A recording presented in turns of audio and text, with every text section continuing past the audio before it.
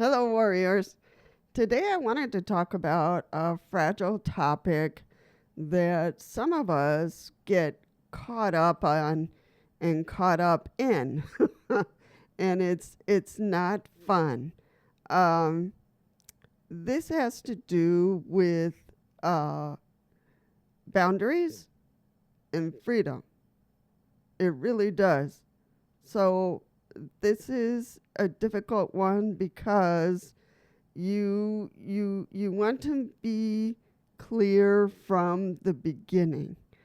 And so it's going to be really important for your family or for your caregiver or for your mother, mother-in-law, sister, brother, friend, whoever it is that is helping you on a daily basis to really understand where you need help, where you don't need help, and where you need help temporarily, and then gradually you go into your own independence. But if you don't sit down and talk about it, it's going to get very muddy and it could affect the relationship. So you really need to be honest, and only you would know when a good time is to talk about it. So when it starts getting on your nerves, then there's a space that you need to take out to talk about it. So you don't want to end up in those rough conversations where, do you need help? No, I've got it. Are you sure? Yes. So you don't want to end up in those rough conversations, really. You want to make sure that the person who is helping you knows when to back off, knows when to encourage and push you a little bit further, but not too far. So it's a delicate balance back and forth. So let's be honest. Just because you use a wheelchair doesn't mean that you've lost your voice. It doesn't mean you've lost your brain. It doesn't mean that you've lost the decision-making power. So that's really important for you to ingrain in your heart. You haven't lost any of those gifts. So, but sometimes people, they want to be the hero. They want to make sure you don't hurt yourself. They want to make sure this or that, So people often confuse using a wheelchair with needing help all the time. And that's not the case.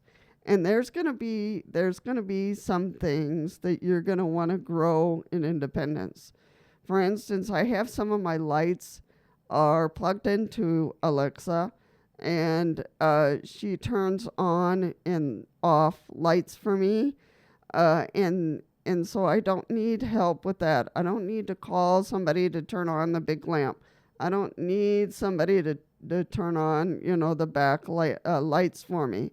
I don't need any of that, and I think people know that. They haven't asked me about the lights or helping me to go to bed, any of that. I have a medical bed in which I have enough strength to hold on to the bars and get myself into bed, and so they know that because I told them. But if you don't say it, then the person doesn't know. So boundaries are not about pushing people away. So, that's really clue number one. It's not about pushing them away. It's about, being patient with them and explaining to them where you're at, because when you're in the wheelchair for the first time, you have to begin to develop skills, and you get stronger, and you figure things out as you go along. So, people do mean well, but it can start to feel like your independence is going out the window. So you got to be careful with those moments. So I really want to make sure that you have that in your head, you know. You're there about protecting your freedom, dignity, and choice. And yes, we can ask for help and still remain independent. Doesn't mean you need help in, I have some uh, privacy cover ups on my windows because I face the dumpsters now on this side of the building. So I had my sister-in-law put up the first one, and I tried to put up the second one. But it was too high. I couldn't stand long enough to be able to put it up on the window, so I have to ask somebody to do it. I was able to do the bottom one over on the other window a little bit better because that window back there faces the garage and cars are coming and going. So I have some stained glass window, darker ones over there because that's where I sleep. And I want that window to be a little bit darker. So I have a scene it's a sunset and some elephants. It's kind of an African scene. And then the one that's going to go above it is a mountains and a tree, a beautiful tree. So that I need help with, But it's not like I need help every day. So those are the things you need to distinguish for yourself. What kind of things do I need help with once in a while? What kind of things do I need help with every day? What kind of things do I not need help with at all? So, those are the conversations that need to happen for you before somebody takes away those moments. So it's really important. Here's how, you learn to set healthy boundaries. Be clear, not cold. Say thanks, I appreciate it, but I'd like to try out, on my own. So use humor when you can. If I need help, I promise I'll flash the bat signal. So use something like that, Reinforce your limits with love. Reinforce your limits with love. That's an important sentence right there. So I know you want to help me. I really appreciate it, but it's important for me to try this. Try that. Get better in this. So don't worry about me. Because I think in the bottom of their heart, they really want to help, but it's going to begin to fester not only you, but the relationship. So that's where you need to take some time out to think about where you are with the help and with the relationship. So now if you're a caregiver watching this, this one's for you. We see you. We know it can be hard to step back when you care deeply about what you do.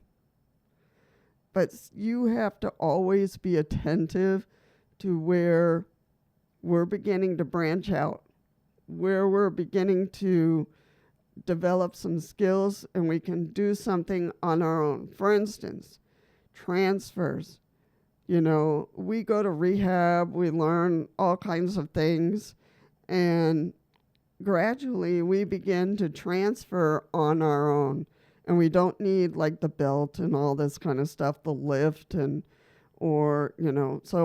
so those are the things that we ask you as a caregiver to be attentive to as we continue to grow in our skills. Giving someone space to try, fail, and figure it out is one of the greatest acts of love you can offer to us. So just wanted to say that for caregivers if you're watching. So the question is, do you have a caregiver? And my button is not working here.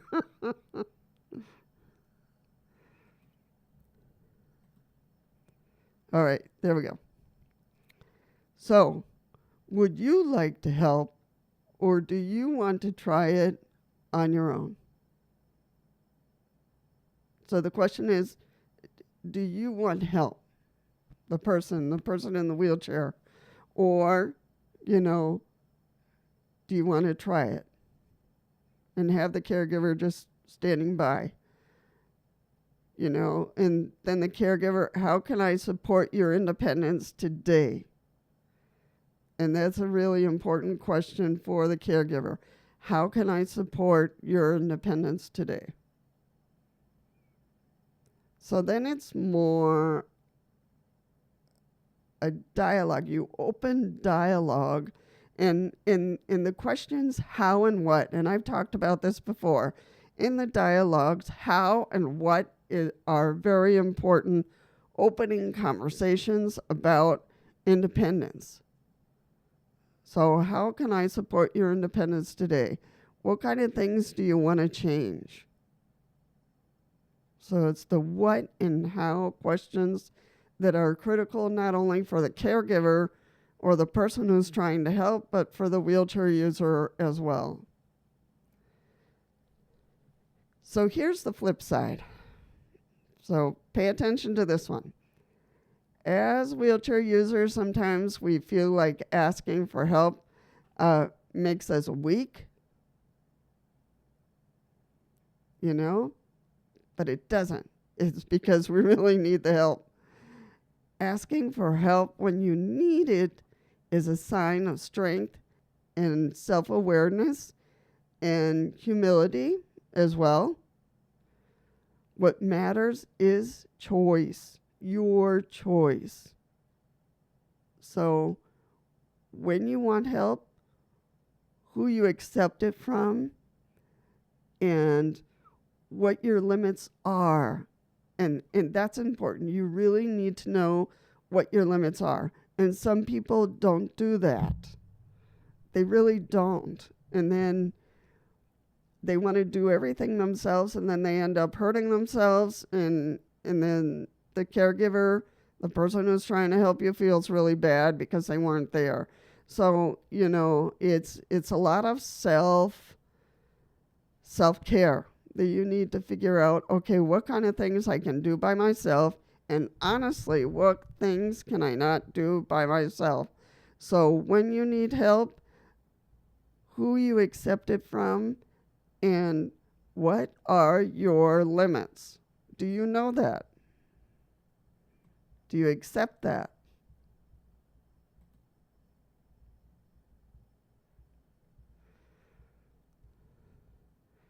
So really important to think about those things. When you have a caregiver, when you have a friend who's helping you, and my button is so messed up. Because I have some statements that I wrote out. And, so what's one boundary you've learned to set as a wheelchair user or a caregiver? So let's see what that looks like.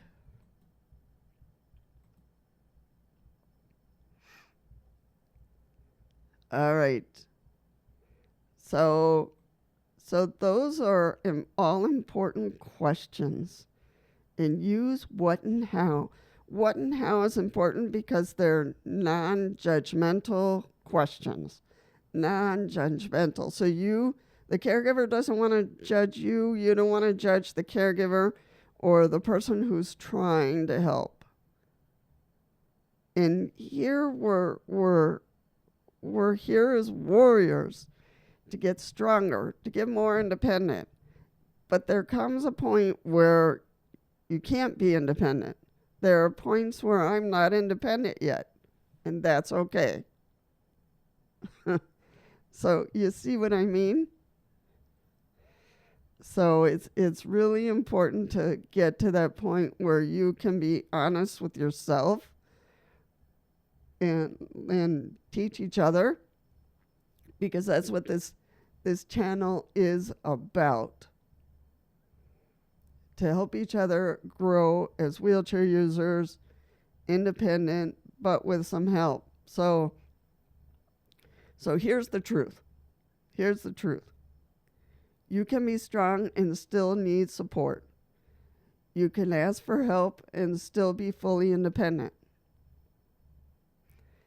It's not one or the other. It's balance. It's boundaries between the wheelchair user and the caregiver, between the caregiver and the wheelchair user. And it's beautiful when it works. It needs to be worked out. So it doesn't happen from one day to the next. It needs to be worked out in dialogue. So that's really important. So let's think about this. Let's grow together. Give out your own suggestions, what you've learned through your life as a wheelchair user, as a new wheelchair user as well. So that's what I want to share with you today. Boundaries, healthy ones, good dialogue, what and how questions, and you'll get there.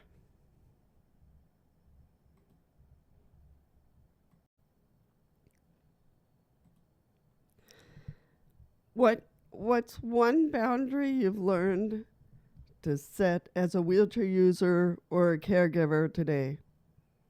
Let's help each other grow. Put a comment down below and let us know. Don't forget to like or subscribe if you'd like to see more videos here on this channel.